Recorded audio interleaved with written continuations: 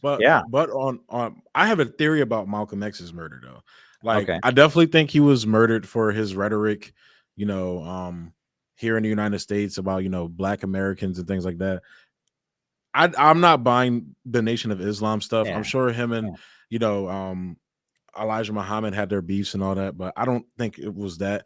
I think it was because he was speaking about the same shit Gaddafi was speaking about that got him killed, about the Mm. economic liberation of Africa. Because there was Mhm. a summit that he went to, I believe. What's the one poet, the black poet's name? Angela. Oh my God, I can't believe I'm drawing a blank on her name. She was like a famous poet. Maya Angelou? Maya Angelou, yes, Yeah, Maya yeah. Angelou. She was at this conference, I believe. I think Dick Gregory was there too. Mm. Like a lot of like he was getting together like a lot of prominent Black Americans, and they went to like some meeting in Ghana or something that was talking about this stuff. And then sometime after that, he was murdered. So and a lot of the people that were there got quiet about talking about the economic liberation of Africa. Well, one thing I have learned from the Nation of Islam, is, when I was in Iran, they got really sick of it because every university they would go talk to, people were like, "Oh, did you kill Malcolm X? Did you kill Malcolm X?" They really hated hearing that question. And then one thing that they educated me about, because I'm sitting in the bus or sitting in the van, I'm on the same, I'm being taken around Iran by the same people, and they educated me about, like, there's a lot of inaccurate information in the movie Malcolm X and in the autobiography of Malcolm X. And that was actually like for example, I didn't know this, but first of all, a lot of people know Malcolm X did not actually write the autobiography of Malcolm X. Okay, like Yeah, it was actually written by Alex Haley, who's a Haley, yeah. Republican and a conservative, right? I did not know that. Yeah, Alex so Haley that's was a the first thing. He conservative. did extensive interviews with Malcolm X. But Malcolm X didn't actually write it. So that's one thing.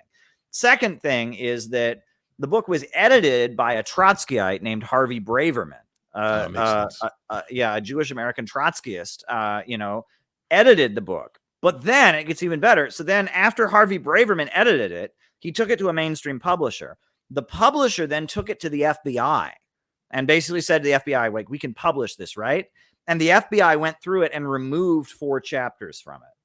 So there are 4 chapters that were removed. So it is so far from what Malcolm X actually wrote. I mean, you have somebody else is writing it, somebody else editing it, and then a publishing company, you know what I mean?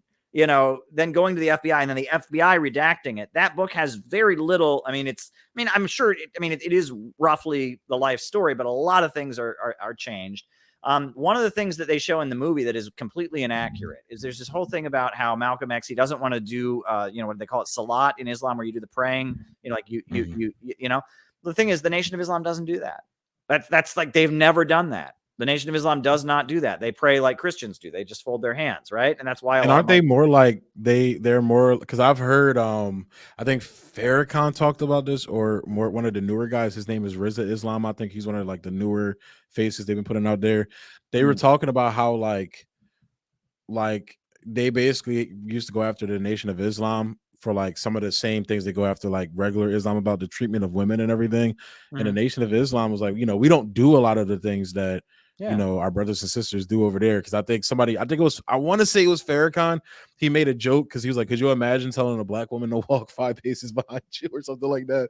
Could you imagine trying to tell a black woman that? So, but just like there's a lot of misconceptions about the Nation of Islam and things like that. So I've definitely picked up on that recently. Yeah. And so like the whole thing about he's afraid to get on his knees. He doesn't want to humble himself. Like that's clearly not true, because they don't do that.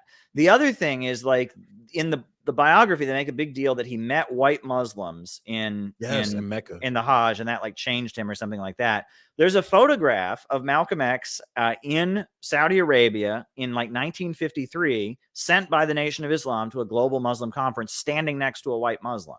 So that's not accurate either, right?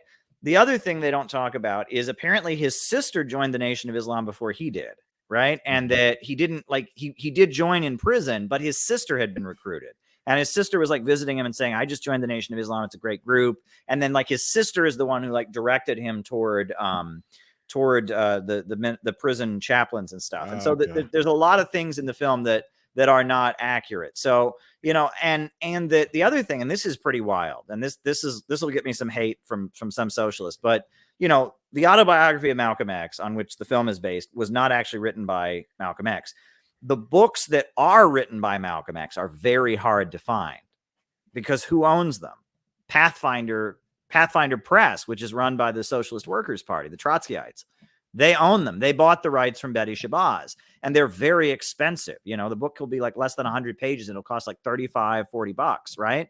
And if it's very hard to, like, there's a couple volumes. Malcolm X talks to young people, Malcolm X on Black nationalism, you know, Malcolm X Is that the speaks. one, the Yeah. Malcolm X speaks at the Autobahn, where he was talking about China and everything? Yeah, those books are very hard to find because this obscure Okay. communist publishing house owns them and is very protective of the rights. They will like file lawsuits. If you publish the speeches on the internet, they will like sue you and get them taken down. Wow, let me be careful, because I've been posting like the speech at the Autobahn where he talks about China and everything. Yeah, yeah. So I didn't know all that story behind it. Yeah, so that's even weirder. So the actual works of Malcolm X are like, there's this publishing house run by this Trotskyite communist group that has been heavily infiltrated by the FBI, like sued the FBI for infiltrating them and then collapsed afterwards mysteriously. And, you know, so there's that whole thing where like this communist group that is like, you know, that has a whole history of shady FBI stuff going on with them. They control his actual writings and have made them very hard to find. The autobiography that he didn't write is out there, and it's like, and it shows you how much they really want to control the narrative around Malcolm X, right? And that also that the movie Malcolm X came out, I believe, a couple years before the Million Man March, right? When Farrakhan was riding high, and when Farrakhan was considered to be very dangerous by the American political establishment, and that like the way the movie appears, it makes it look like the Nation of Islam killed him, right? It's almost like the film is very negative on the Nation of Islam, right? It's like, you know, and that people saw, which is always weird to me, because Spike Lee should know that like Farrakhan is very revered in the Black community, right? And so that was what was always weird to me too, right? And you almost wonder if they were, you know, there was some fear of the Nation of Islam taking off, so like, we're going to promote Malcolm X so that we can, you know, maybe weaken the political group that he gave his life to. And, you know, yeah, he had a falling out with them at the end, but, and then that political group that had links to Cuba and has links to Cuba, has links to Libya, has links to Venezuela, is clearly an anti-imperialist group. I mean, they publish RT articles in Final Call. I mean, you read Final Call, they have articles by RT and Press TV from Iran printed like verbatim in their paper. Like, that's how anti-imperialist they are. They will never support a U.S. war. And so, you know, it really raises this question. You know, someone once told me that they knew somebody who worked at the Native American Museum in Washington, D.C., and that this person, they quit the Native American Museum, the Smithsonian Native American Museum, and they said that the board of directors are like all CIA agents.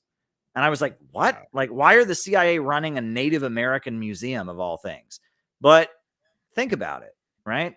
The killing of the Native Americans is one of the most basic evil things you can find in American history, right? So if you have a museum in Washington, D.C., it's all about Native Americans, and you have people from all over the world coming and looking at this museum, controlling the narrative around what happened to Native Americans, that's the kind of thing the CIA does, right? That's the whole thing about it. If you do something wrong or whatever, it's better they hear it from you than from somebody else. Do you know what I'm saying? And that's a lot of what American intelligence and the CIA does, is they control the narrative, where it's like, we learn about the bad parts of America, we hear it from them. Like, you know, for a while, I remember when I was in college, I would tell people about COINTELPRO and people would not believe me. You know, I remember I told people that the U.S. government had killed Fred Hampton and threatened Martin Luther King Jr. and sent him that note. And people were like, oh, that's crazy. That's conspiratorial. And then Obama got elected. And then right after Obama got elected, they made that movie about J. Edgar Hoover, the Leonardo DiCaprio movie. Have you seen that? Oh, yeah. I haven't seen it, but I remember like seeing him in the makeup and everything. Yeah. And I remember watching that movie. And then it's like, oh, then people weren't saying, oh, it's a conspiracy theory. But they also were saying, yeah, well, there was this crazy guy, J. Edgar Hoover, who was like secretly gay and lived with his mom and had mental problems. And that's why they did it. And it's like, so now we can acknowledge that it happened, but it's not American capitalism and imperialism that did it. It's J. Edgar Hoover. Yeah. And it's like, I see, like, that's a lot of what happens, is that they manage the narrative. It's like damage control. It's like, okay, we have to admit that something happened, but let's like do it. And that's why like the Native American Museum would have a bunch of CIA people on the board of it, right? And that's a lot of what they do. And that's what makes them liberals. Conservatives don't want to admit any of the bad stuff. It's like, America's great, and if you got a problem with it, move to another country.